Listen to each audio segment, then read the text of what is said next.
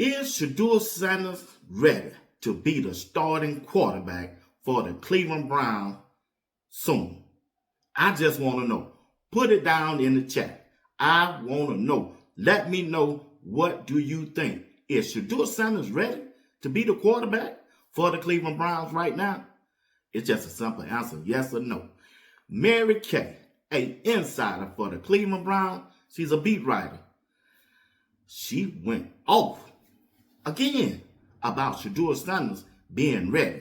And also, can Coach Prime and the Colorado football team win 6 games this year to be eligible for a bowl game? We getting ready to talk about it right here on Sports Talk with B. Watts. Sit back and relax, and let's get this party started. Let's go. Got it on my mind, yeah. You don't want to war with us. You don't want to war with us. That NBA young boy. He got to be the baddest young rapper out there, boy. I got it on my mind, yeah.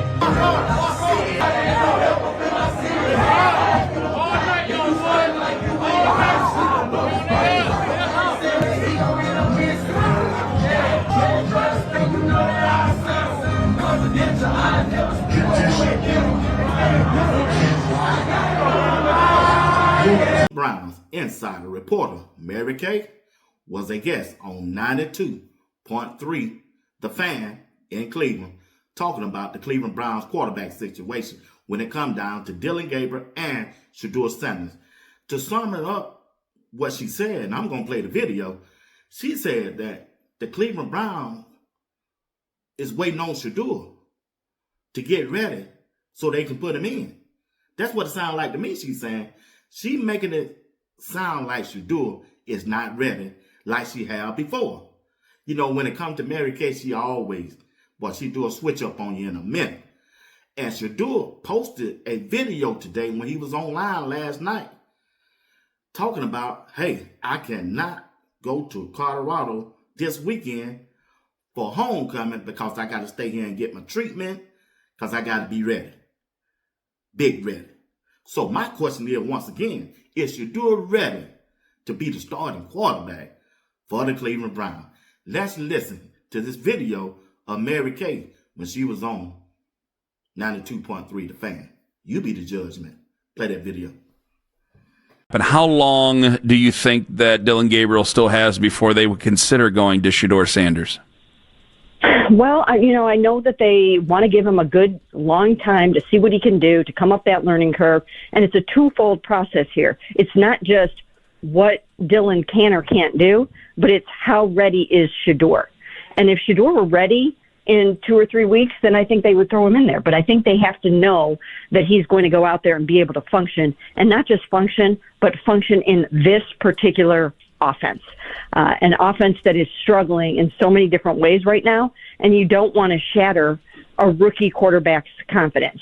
So he's got to be able to go out there and protect himself. He can't retreat like he did in college. And this is a point I made in a column that I wrote the other day, and that is, when you've got a quarterback like Drake May, he can absorb 6 sacks in that game and make enough explosive plays, and they can make enough explosive runs to overcome those negative plays. The Browns aren't getting those explosives right now, so you can't put someone out there that is potentially going to get negative plays or, a fair amount of negative plays without knowing that you've got something coming on the other end. So that's part of it. They have to know that he is ready to go out there and that everybody else is ready to support him in the way that he's going to. That's Mary Kay, Cleveland Brown insider, beat writer, talking about the quarterback situation with Dillon Gabriel and Shedeur Sanders. Sound like Mary Kay is saying, she's saying the Cleveland Brown and the head coach, Kevin Stefanski, they waiting on Shedeur. They waiting on Shedeur either cause his health, his back, and also, is he ready? Do he know the offense? Do he know the offense? Listen to this video of Shedeur Sanders talking about, I got to get ready. Am I coming to see you homecoming? Nah, I'm not coming to see you homecoming. I can't make it out there. My name is I wish I could though, but it just can't happen. I got treatment out here. I can't be I gotta get ready. Big ready. That's Shedeur Sanders on video when he was live on Twitch, when he was talking about, hey, I got to get ready, big ready. But when I look at the quarterback situation, especially with Dillon Gabriel so far, hey, this offense is looking bad up under his leadership, along with the head coach, Kevin Stefanski. The quarterback have played it safe. He played it safe. Check downs after check down after check down, and he missing throws downfield, overthrows. He's not pushing the ball down to a wide receiver like Jerry Jeudy. They won't get him involved with the offense. And really, only person they need throwing to is, majority of the time, is the running backs out of the backfield. They need to get their tight ends involved. They need to get not one wide receiver involved, but both of the wide receivers involved. But by playing Dillon Gabriel, it's handicapping the offense. And Kevin Stefanski is the play caller. No matter what, he tried to dial it up to push the ball downfield. His guy, Dillon Gabriel, can't get the job done. That's all what it comes down to. Whether he think Dillon Gabriel is the guy or not, no matter what Kevin Stefanski is called, all the blame gonna go toward him and Dillon Gabriel if Dillon Gabriel can't produce at that quarterback position. And my number two thing is, I got three of them I'm going to talk about, is nothing has been reliable. They've been inconsistent on the offensive side of the ball. The defense doing their job. They doing their job. Now, you can say, hey, be watched. Come on now. They gave up 30-something points last game. But still, Myles Garrett had 5 sacks. 5 sacks. They was out there the entire game. You know they tired. They're tired. They need that offense to put a drive together, some long drive together. You hear Uncle Steve always talking about they need to push. When you talk about Colorado, the offense need to put a long drive together to eat up some clock, to give your defense a chance to rest. And that's what's going on with Cleveland. They're always 3 and out. Incomplete pass. Ball batted down at the line of scrimmage. They stop the running game. The short passes, the dink and dunking. They come up on the defensive side and make the tackle. Now it's 4th down. You got to punt the ball away. They don't have consistent at that quarterback position. And lastly, the offense looked good. The last time I seen this offense look good was when Shedeur was the quarterback in a preseason game. You know how long that been?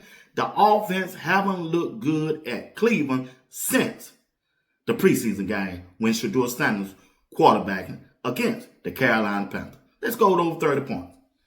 Shedeur had 2 or 3 touchdowns. He pushed the ball downfield. He got the ball to the wide receivers. And those wide receivers are still on the practice squad. He was playing with a number 2 offensive line going up against Carolina number 1 defense and number 2 defense. What that tell you? Once again, is Shedeur Sanders is ready to take over this offense for the Cleveland Browns. For the Cleveland Browns, I think they 2-6. They 2-6. 2-6 in their conference. And they only 2 games from the loss column out of first place behind the Pittsburgh Steelers. Man, I'm telling you, if I were Kevin Stefanski, I would put Shedeur in just after this bye against the New York Jets. I would, and ride it out. I would ride it out because I don't seen enough of what Dillon Gabriel have done. He don't show us. He showed us that during training camp, preseason, and so far during the first 4 games. A lot of people saying, B.Y., there ain't enough games to judge a rookie quarterback. Hey, he's just a 3rd round draft pick. It ain't like he was drafted in the 1st round or a franchise quarterback. He's not. Well, B.Y., what if that was Shedeur? Give him 4 games. If he don't look like he can do it, go to Watson. Go to who has Bailey Zappi. Get Shedeur 4 games. Guarantee your team be 3-1. No worse. 2-2. I guarantee you that. Yeah. It don't matter if your offensive line is bad. It don't matter if your wide receiver's not no good. We're going to score some points. And we're going to energize our teammates. They want to play for Shedeur. They ready for Shedeur. Myles Garrett got 5 sacks when Dylan Gabriel was out there. Put Shedeur out there. Hell, he probably get 10. I'm just saying, baby. I'm just saying. Hey, I got to pivot. I want to talk about, can Coach Prime and the Colorado football team win 6 games this year? They only got 4 more games to win a bowl game. Let me know down in the chat. Do you think Coach Prime and the Colorado football team gonna win 6 games this year?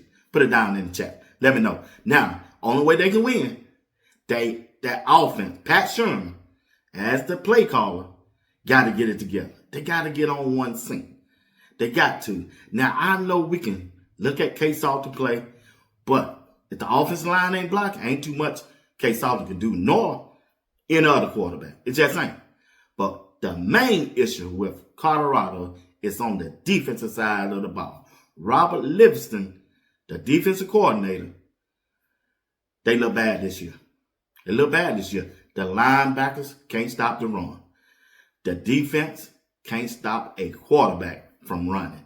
That's been their problem for 2 years in a row under the leadership of Robert Livingston. At some point, people who's rooting for Colorado, you got to stop pointing the blame at Pat Sherman and K-Salt and Coach Prime.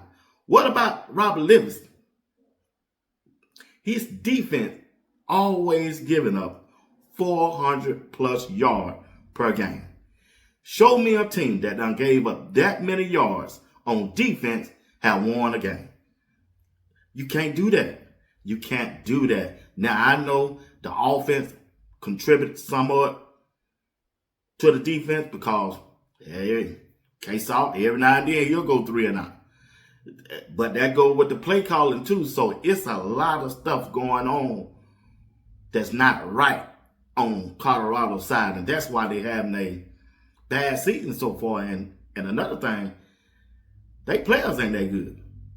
I misjudged them. I should have listened to JR. JR Boston told me on a Sunday night, never forget, 2 months ago, B. Watts, I asked him, I said, hey, what you think about defensive line, offensive line?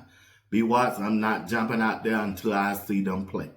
Yeah, and I'm going to do that from now on. Yeah, that's one advice I'm going to take from JR.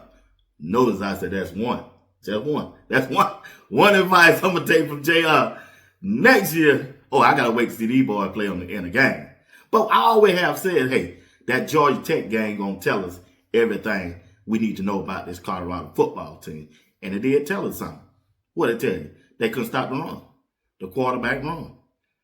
And they're going to continue to see it again. So the question is, can Colorado win 6 games this year to make a bowl game? I'm going to go out on the limb and say, yes, they can. And they will. Coach Prime and the Colorado football team will win 6 games this year to make it to a bowl game. All right? All right. Ladies and gentlemen, that's my show right now. Hey, do me a solid. Do me a favor. Hit my like button. Subscribe to my channel if you haven't subscribed. Small channel still trying to go. Hit that notification bell. It'll let you know whenever I go live or drop a video. Don't forget, I got a live show tonight at 8 p.m. Eastern Time. Boy, this thing gonna be lit tonight. I got J.R. Box. I got Greg Setter. And I got the special guest, Uncle Steve. Uncle Steve just might show up tonight, y'all. Hey, 2 nights in a row, boy. Yes, sir. Yes, sir. They was on the show Tuesday night. Was a big time hit. We had a lot of people tuning in. We're going to have a lot of people tuning in tonight. So you need to come on over and tune in to this broadcast tonight. It's a live show. My chat going to be lit. They one of the best in that comment section. Get down in the comment section and let me know, hey, that you're tuning in to the Sports Talk. Will be watched. Will you do that for me tonight? Hey, once again, I want to say thank you to each and one of you who cash out me, who super chat me, who text me, call me, let me know happy birthday to me on yesterday. Man, I'm telling you, y'all was a blessing to me. Want to thank my family member, want to thank my loved one. Appreciate everything that y'all do. This probably was the best birthday I ever had, and I appreciate it. Yeah, I really do. All because of you all. Y'all special. And I appreciate y'all. All right. Till later on tonight, about 3 more hours, less than 3 hours. Hey, I'll see y'all then. Y'all have a great day. Come on over and check us out. I'm telling you, your life will be happy.